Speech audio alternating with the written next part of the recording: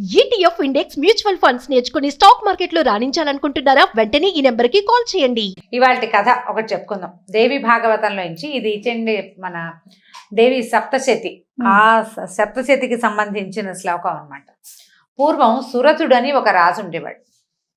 అయితే ఈ సురథుడికి ఏంటంటే ఒక యుద్ధంలో రాజ్యాన్ని పోగొట్టుకున్నాడు. ఆయన రాజ్యం పోగొట్టుకుని పారిపోయాడు. ఆయన ఉండలేకపోయాడు. భార్యా పిల్లలతో సహా కూడా బయలుదేరాడు. కానీ వాళ్ళని తమకు తెలిసిన రాజ్యం దగ్గర దిగవిడిచి అతను శత్రువుల బారి నుంచి తప్పించుకోవడానికి అడవుల్లోకి పారిపోయాడు. మొదట అప్పుడు పరిగెత్తేశాడు. క్రమంగా ఆయనకి ఏమనిపించిందంటే, ఇదేమిటి నేను ప్రాణాల కోసం పరిగెడుతున్నాను. సుక్షత్రియుడు అయ్యాడు. ఆయన చాలా దిగులుగా ఉండేది అనమాట ఆయనకి. అలా పరిగెత్తగా ఆయనకి ఒక సుమేధసుడు అనే ఒక మహర్షి యొక్క ఆశ్రమం దొరికింది. అక్కడ తగిలింది అనమాట. అడవిలో వేరే దారి లేక ఆశ్రమ ప్రవేశం చేశాడు. సరే, ఆ సుమేధ ఋషి ఇవన్నీ తన దగ్గర అట్టి పెట్టుకున్నాడు.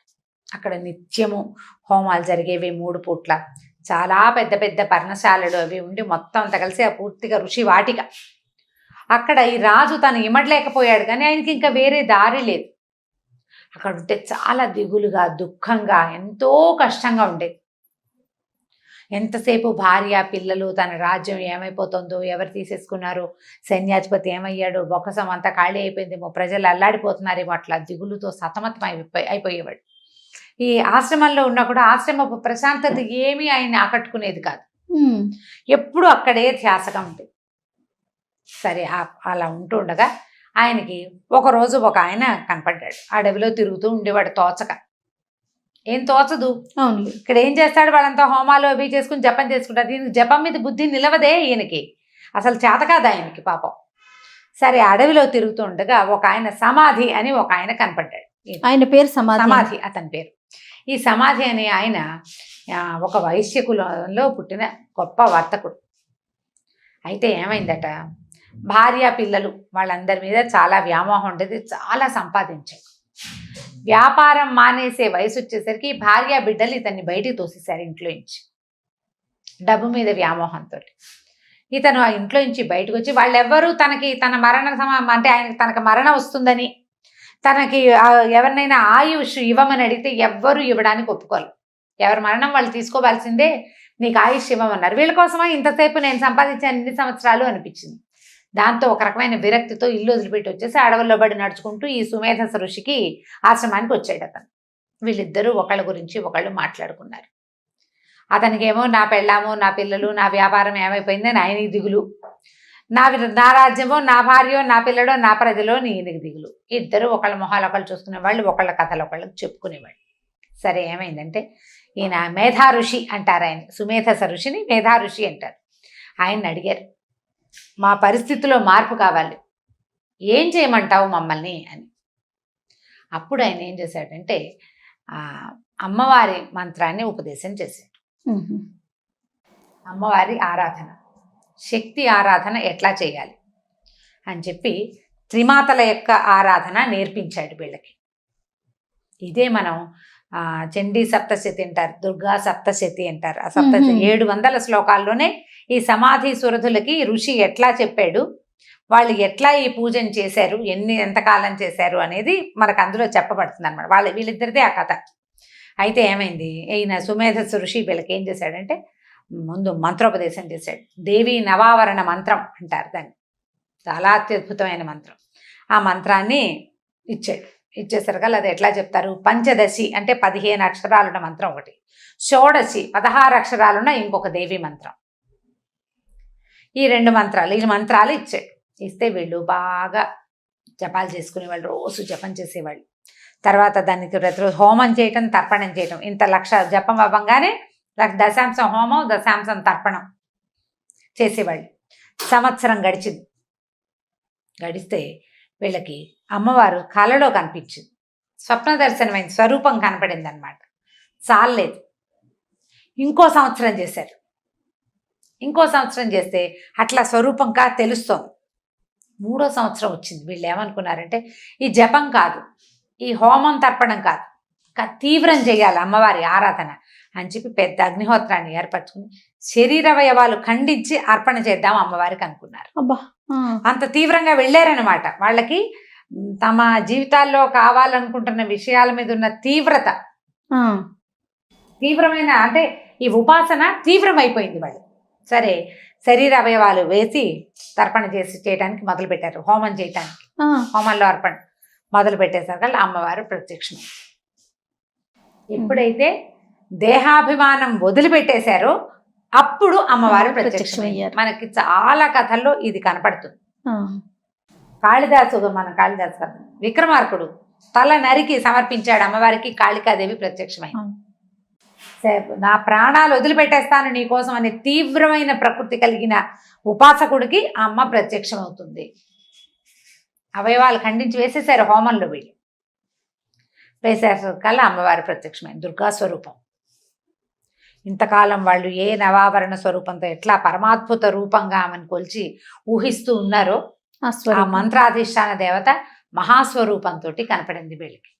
పెద్ద సింహవాహినిగా 18 చేతులతోటి పెద్ద మహాస్వరూపంగా అమ్మవారు ప్రత్యక్షమైంది. అయ్యేసరికల్లా వీళ్ళు ఇద్దరిని ఏం కావాలో అంటే, సురథుడు మాత్రం నా రాజ్యాన్ని నాకు ఇప్పించమని కోరాడు. రాజ్యాన్ని కోరుకున్నాడు. ఇంత ఉపాసన చేసి ఆయన ముక్తిని కోరలేదు.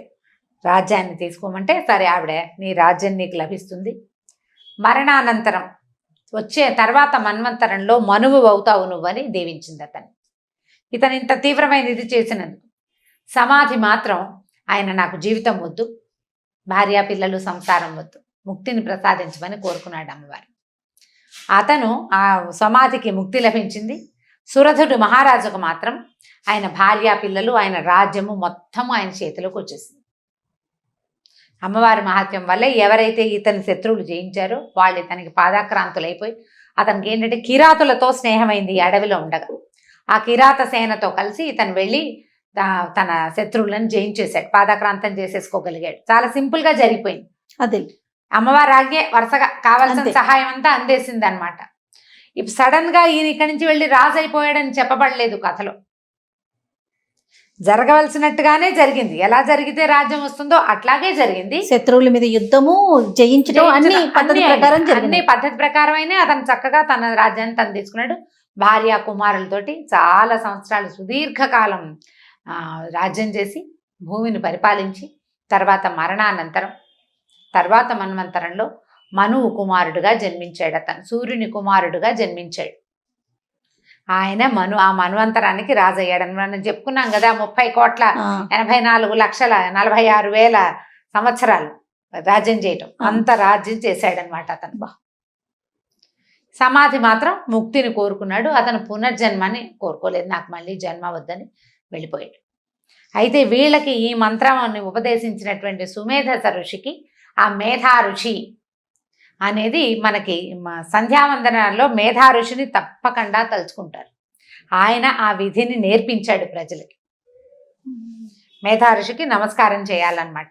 ఆయనకి శాశ్వతంగా సంధ్యావందన మంత్రాల్లో స్థానాన్ని కల్పించిందట అమ్మవారు.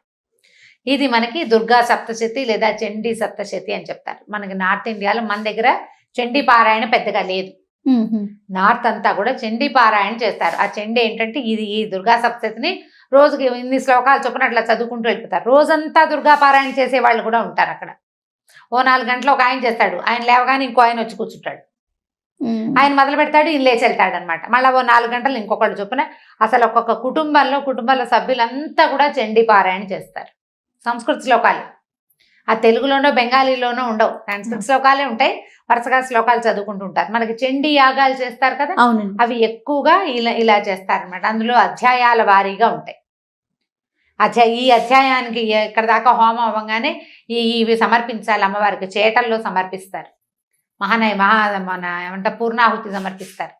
ఆ చేటలో నారింజ పళ్ళు, తర్వాత ఏమో వెలగపళ్ళు, గాజులు, తర్వాత పువ్వులు, నెయ్యి అన్నీ వేసి సమర్పిస్తారనమాట. చండీ యాగం చేసేది ఈ చండీ సప్తశతితో. దుర్గా సప్తశ్లోకి, సప్తశతిలోంచి సప్తశ్లోకి అని ఒక స్తోత్రం చెప్తారు. అంటే ఈ 700 శ్లోకాల నుంచి ఒక్కొక్క శ్లోకాన్ని చొప్ప 7 శ్లోకాలు కలిపి సప్తశ్లోకి అని ఒక చిన్న స్తోత్రం ఉంటుంది. అది కూడా చాలా బాగుంటుంది, విశేషమైన పవర్ఫుల్, చాలా శక్తివంతమైనదని చెప్తారు. వీటితో పాటు సిద్ధకుంజికా స్తోత్రం అని, అర్గళా స్తోత్రం అని, ఈ అర్గళా స్తోత్రం అవన్నీ కూడా ఈ సప్తశతిలోవే ఓ చాలా విశేషమైనవి. అపరాజిత శ్లోక స్తోత్రం అవన్నీ కూడా ఈ రాజును సమాధి మేధా ఋషి కలిసి చేసినటువంటి ఆ సంపూర్ణ యజ్ఞంలోంచి ఇవన్నీ వచ్చినాయి అన్నమాట. చాలా మంచి మంచి స్తోత్రాలు ఉంటాయి అందులో. మనం పుస్తకాలు దొరికి మనం చదువుకోగలిగితే సరే, లేదా ఈ కథని తలుచుకుని సప్తశ్లోకిని 7 శ్లోకాలు అన్ని చోట్ల దొరికేస్తుంది. స్తోత్ర నిధి అని ఒక యాప్ ఉంది స్తోత్రాలకు, దాంట్లో కూడా దొరుకుతుంది దుర్గా సప్తశ్లోకి. అది కూడా నేర్చుకోవచ్చు, విశేషంగా చదువుకోవచ్చు. ఇవాళ సరస్వతి పూజ కాబట్టి అమ్మవారిని తలుచుకుని ఎవరికైనా పుస్తక దానం చేయటానికి కూడా ఈ రోజు చాలా విశేషమైన రోజు.